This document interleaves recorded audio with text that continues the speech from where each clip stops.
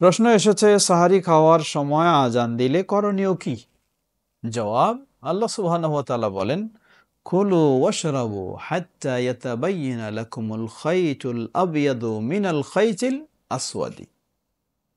তোমরা পানাহার করতে থাকো যতক্ষণ না সাদা কালো রেখা স্পষ্ট হয়, ফজরের সাদা কালো রেখা।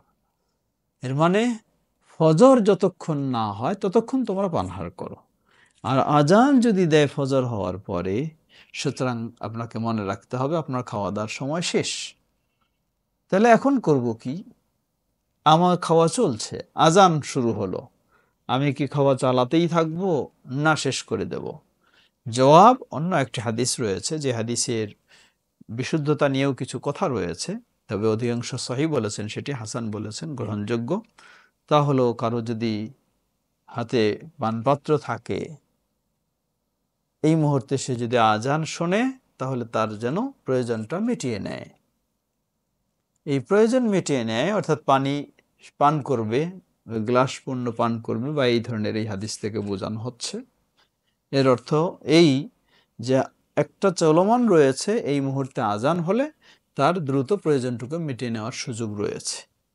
এর অর্থ এই নয় আমি শুধু খাওয়ার জন্য বসলাম, এখন আজান হচ্ছে, আমি আধা ঘন্টা ধরে খেতে থাকবো, আমার প্রয়োজন মেটাবো, তা নয়। সেই আয়াতের আলোকে কেউ বলেন আজান হয়ে গেলে হারাম, আর সুযোগ নেই যাওয়ার।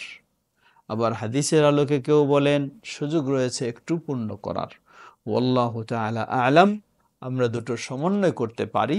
তা হলো, আজান হয়ে গেলে, ফজরের সাদা কালো রেখা স্পষ্ট হওয়া সময় যদি আজান হয়, তাহলে আর বাড়তি খেতে যাবে না।